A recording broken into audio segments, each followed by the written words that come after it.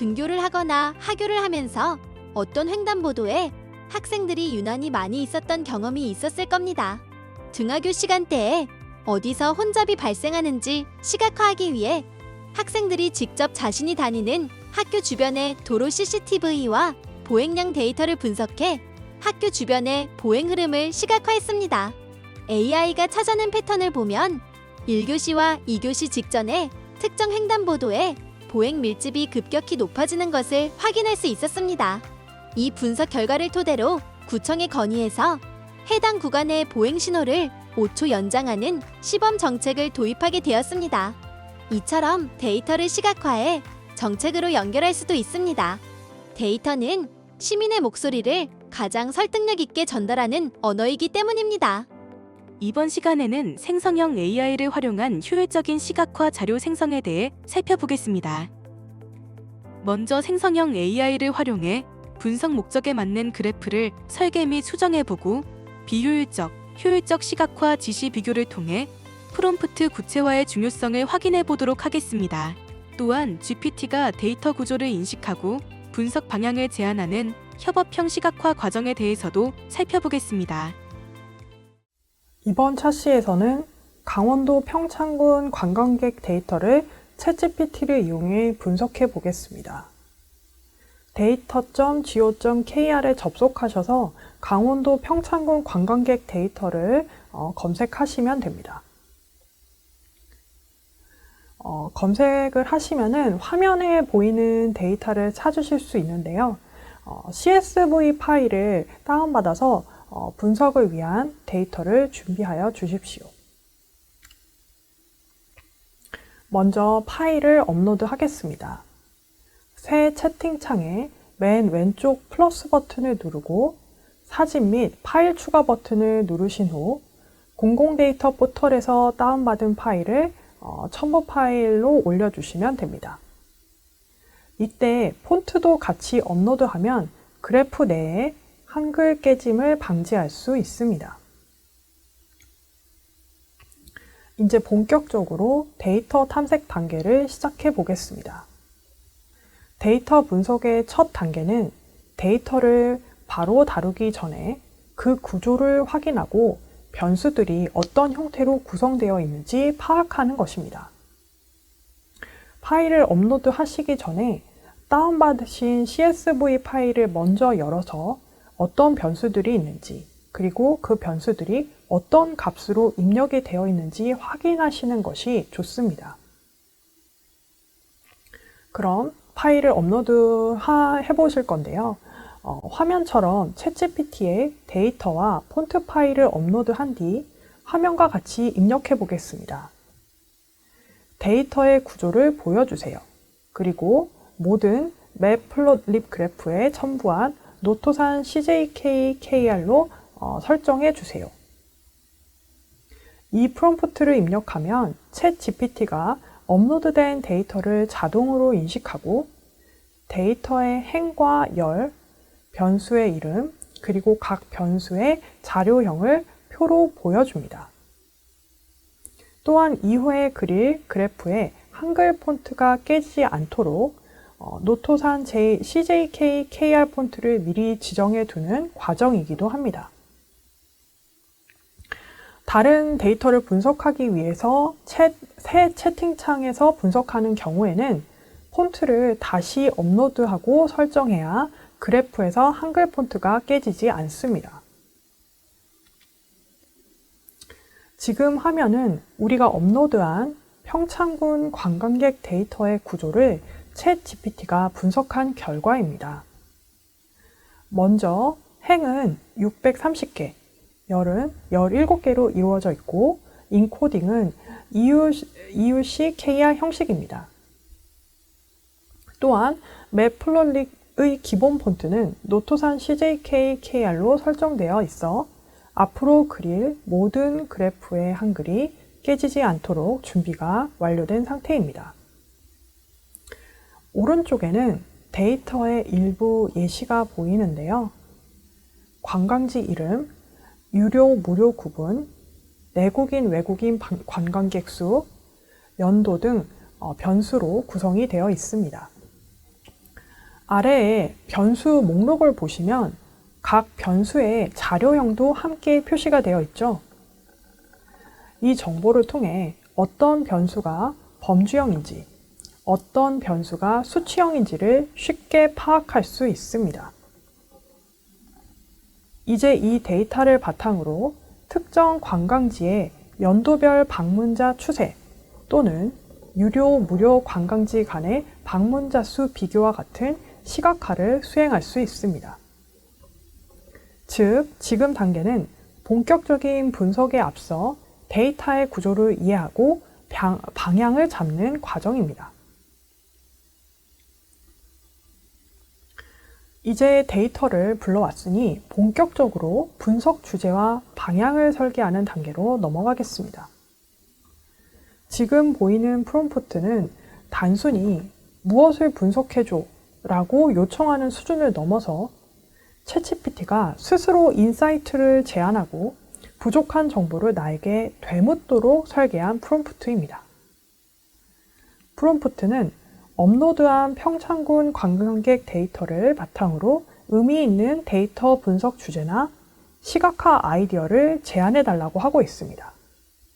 얘도 추가하였는데요. 예를 들어 관광 유형별 방문자 비교, 계절별 변화, 연도별 추세, 내국인과 외국인 비율 분석 등 다양한 분석 관점에서 아이디어를 얻고 싶다고 요청했습니다.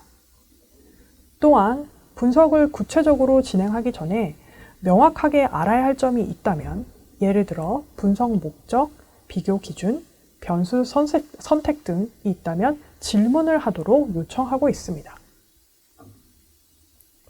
이렇게 하면 챗 GPT가 데이터를 일방적으로 해석하는 대신 분석 목적이 학습용인가, 정책 연구용인가, 비교 기준을 연도별로 할지, 관광지 유형별로 할지처럼 분석을 구체화하기 위해 필요한 질문을 나에게 던지게 됩니다.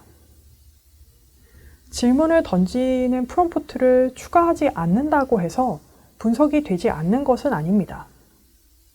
다만 GPT가 임의로 판단하여 결과를 제시하게 됩니다. 따라서 내가 프롬프트에서 말하지 않은 부분에 대해서도 GPT가 임의로 처리하는 것이 아닌 나에게 나의 의도를 물어보고 결정하도록 하는 것이 내가 원하는 방향의 결과를 얻기 위한 효율적인 방법입니다. 이렇게 GPT에게 질문해달라고 요청해보면 내가 데이터 분석을 설계할 때 이런 부분까지 고려해야 하는구나를 아실 수 있습니다. 그 결과로 GPT가 제안한 다양한 분석 주제와 시각화 아이디어가 정리되어 있습니다. 예를 들어 전체 관광객 규모의 변화에 대해서 제안을 하고 있고요. 관련된 분석 질문, 그리고 추천되어지는 시각화 방법으로 추이선 그래프를 추천하고 있습니다. 또한 이런 주제로 분석을 하는 경우에 어떤 해석 포인트를 가져가야 되는지도 얘기하고 있습니다. 평창군 전체 관광객 수는 연도별로 어떤 추세를 보이는가에 대해서 분석을 하게 된다면 평창 올림픽 전후 방문자 급증이나 코로나19의 영향 등을 해석하는 것을 추천하고 있습니다. 두 번째로 관광지별 규모입니다. 분석 질문에 추천되어진 것은 어떤 관광지가 가장 많은 방문객을 유치했는가입니다. 역시 시각화 방법에 대해서도 추천을 하고 있는데요. 상위 10개 관광지의 연평균 방문객 막대 그래프를 추천하고 있습니다. 해석 포인트 역시 상위 관광지군, 기타 관광지군의 비교를 하도록 추천하고 있습니다. 다음은 유형별 비교를 추천해주고 있는데요.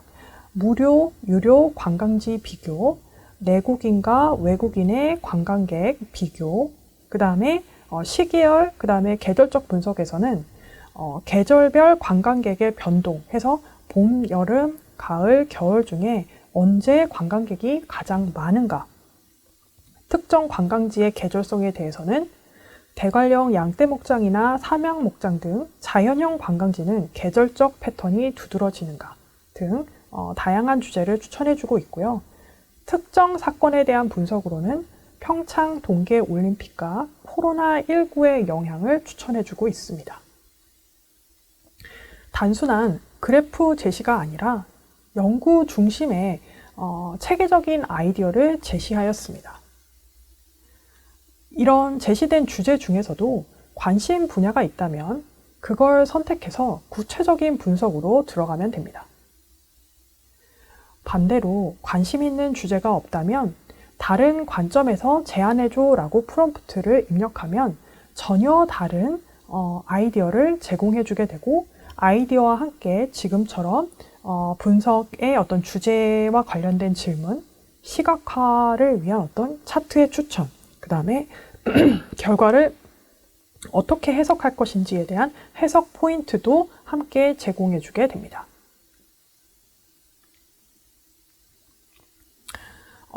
아까 이제 GPT에게 프롬프트를 입력할 때 마지막에 나에게 질문을 할 수 있다라고 얘기를 했는데요. GPT는 분석 전에 명확히 해야 할 사항 하면서 질문을 하고 있습니다. 5가지 질문을 하고 있는데요. 즉, 분석의 목적, 비교 기준, 시간 단위, 분류 여부, 사건 포함 여부와 같은 질문을 던졌습니다. 이런 부분, 세부적인 내용들은 분석자가 또는 함께 분석하는 사람이 있다면 의논해서 결정해야 할 상황입니다. 예를 들어서 이번에 비교 기준 설정에서 관광지 단위로 볼 것인가, 관광 유형, 무료 유료 또는 내 외국인으로 묶을 것인가, 시간을 자르는 데 있어서도 월별 분석이 중심인지 아니면 연도별 추세 분석이 중심인지는 분석자가 결정해야 할 사항입니다. 이런 사항들에 대해서 내가 구체적으로 답할수록 GPT는 훨씬 더 정확하고 의미 있는 분석 방향을 제안하게 됩니다. 프롬프트 자체가 핵심이 아니라 GPT가 묻는 질문에 우리가 구체적으로 답하면서 서로 대화를 통해 분석의 방향을 정교화하는 것이 중요합니다. 이런 상호작용의 결과가 분석의 품질을 좌우하게 됩니다. 이번에는 실제로 챗GPT의 데이터 분석 기능을 이용해서 그래프를 만들어 보겠습니다. 화면에 보이는 것처럼 제가 입력한 프롬프트는 어떤 관광지가 가장 많은 관광객을 유치했는가, 상위 10개 관광지의 연평균 관광객 방문객 막대 그래프를 그리시오라고 요청을 했습니다. 그런데 챗GPT가 바로 그래프를 그려주는 것이 아니라 이렇게 추가 질문을 했습니다. 연평균 방문객을 어떻게 계산할까요? 내국인, 외국인 데이터를 모두 포함할까요? 막대 위의 숫자를 표시할까요? 이런 이런 질문에 대해서 프롬프트가 내용을 포함하고 있는지 아닌지가 비효율적인 프롬프트와 효율적인 프롬프트의 차이를 보여주게 됩니다. 만약 프롬프트에서 모든 구체적인 지시사항을 포함하여 연평균은 연도별 합계를 12로 나눈 값으로 계산하고 내국인만 포함해서 막대 위에 숫자를 표시해 주세요 라고 명확히 지시했다면 GPT는 별도의 추가 질문 없이 바로 분석과 그래프 생성을 수행했을 겁니다. 즉, 좋은 프롬프트는 내가 원하는 분석의 기준을 구체적으로 알려주는 것입니다. 하지만 모호한 프롬프트라도 이렇게 나에게 질문을 하도록 하는 프롬프트를 포함하게 되면 계속되는 대화를 통해 단계별로 내가 원하는 결과를 얻을 수 있습니다. 이런 질문과 대답의 과정을 반복하다 보면 비효율적인 프롬프트에서 효율적인 프롬프트를 구성하기 위해 어떤 내용들이 포함되어야만 하는지를 학습하실 수 있을 겁니다.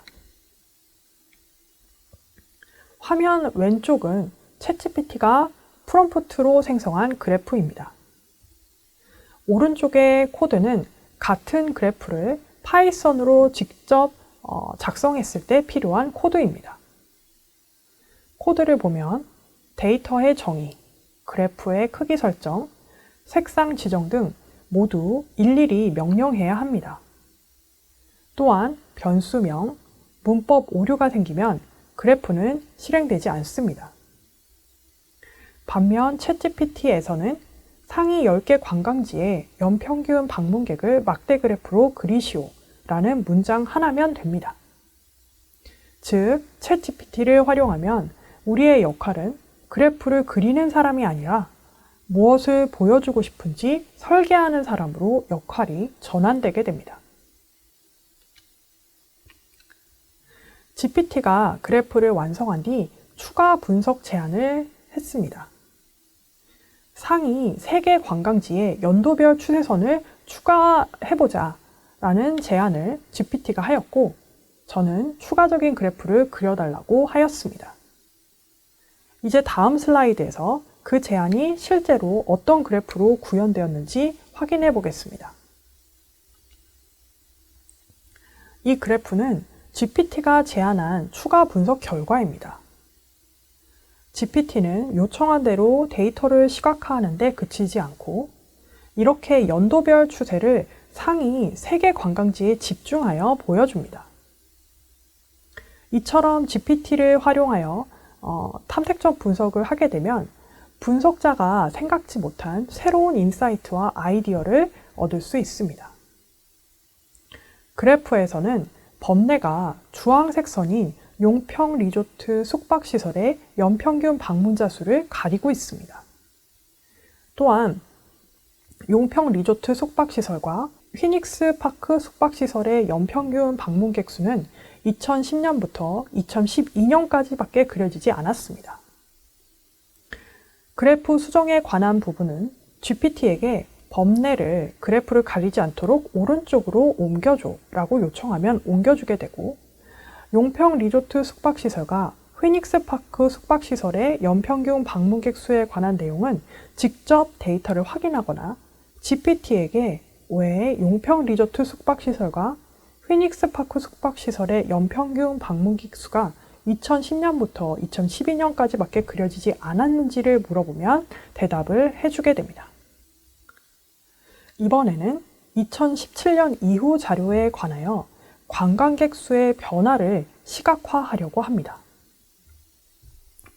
제가 입력한 프롬프트는 2017년 이후 자료에 대해 내국인과 외국인 관광객 수를 비교하고 올림픽 기간과 코로나 기간을 그래프에 표시해달라고 요청했습니다.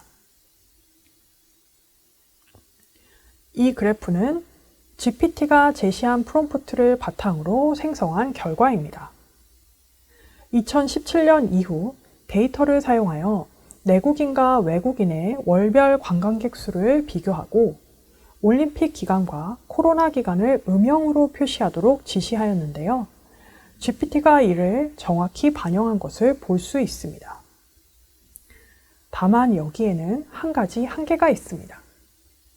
외국인 관광객 수는 파란색으로 표시되어 있는데 화면에 보시면 파란색 선이 0에 가까운 값에만 표시가 되고 있습니다.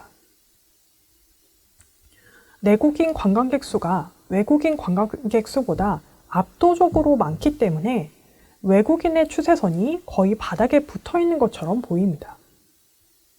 즉, 값의 차이가 너무 크기 때문에 외국인의 변화를 시각적으로 파악하기가 어렵습니다. 이런 경우에는 비교의 단위나 기준을 조정하는 추가 프롬프트가 필요합니다. 이 프롬프트는 앞선 그래프의 문제를 보완하기 위해서 설계된 것입니다. 이제는 절대 값이 아닌 2017년을 기준으로 한 지수값, 그래서 2017년을 100으로 환산한 변화를 표현하도록 했습니다. 이는 내국인과 외국인 관광객 수가 절대적 규모에서 크게 차이가 날 때 단순 비교가 어렵다는 문제를 해결하기 위한 방법입니다. 예를 들어 어떤 해에는 내국인 관광객이 수백만 명의 수준이고 외국인은 수십만 명 수준이라면 두 집단의 추세를 동일한 축에서 비교하기가 매우 어렵습니다. 규모가 너무 다르기 때문에 그래프에서는 큰 집단만 눈에 띄고 작은 집단의 패턴은 거의 보이지 않게 된다는 문제점이 발생합니다. 2017년을 100으로 고정하여 두 집단을 동일한 기준점에서 출발하게 되면 각 집단의 절대 규모가 아니라 변화율과 상대적 증감 패턴을 비교할 수 있게 됩니다.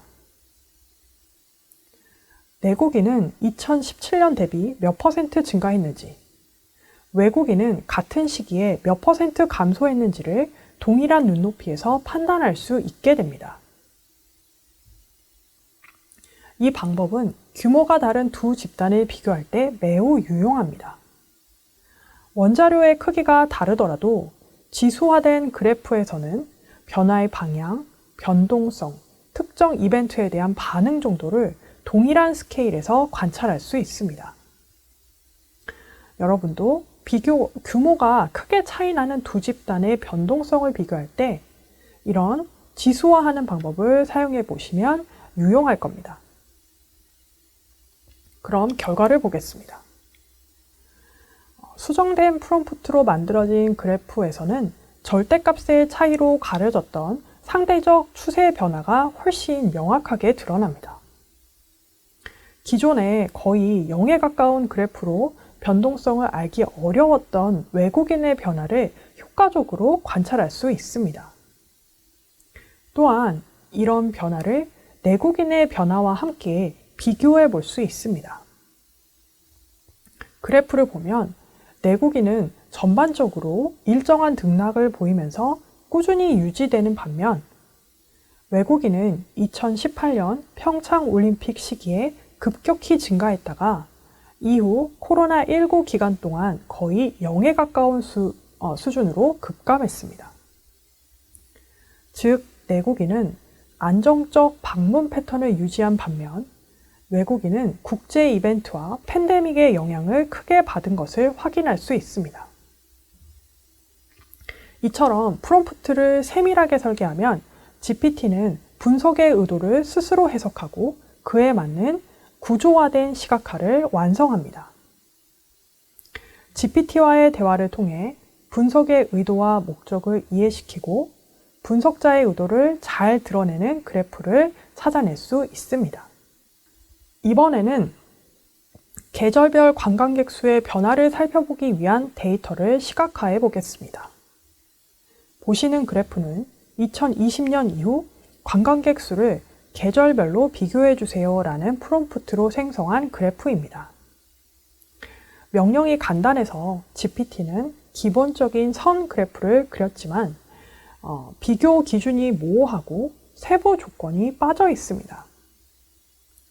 계절별 구분이 맞는지, 즉 몇 월부터 몇 월이 봄, 여름, 가을, 겨울이라고 구분하였는지 알 수가 없고 내국인과 외국인을 함께 포함했는지 단위가 방문객 수인지 평균인지 명확하지 않기 때문에 그래프는 그려졌지만 해석이 어렵고 분석 목적에 부합하지 않습니다. 즉, 단순한 요청으로도 결과는 나오지만 분석 의도와 맥락이 반영되지 않은 예시입니다. 이제 다음 슬라이드에서는 이 프롬프트를 개선해 GPT가 보다 명확한 기준과 시각화를 적용할 수 있도록 수정한 결과를 확인해 보겠습니다. 이번에는 단순히 계절별 비교가 아니라 관광지 유형별로 나누어 각 유형의 계절별 평균 관광객 수를 한눈에 비교하도록 지시하였습니다. 계절의 구분도 명확하게 제시하였습니다. 또한 그룹형 막대 그래프, 계절 구간 지정, 색상 구분 및 범례 포함 등 그래프의 구조와 시각적 구성 요소를 명확하게 제시하였기 때문에 GPT가 데이터 필터링과 시각화 방식을 스스로 해석하여 의도에 맞는 분석 그래프를 생성할 수 있습니다. 또한 추가적인 정보가 필요한 경우 질문하도록 하였습니다.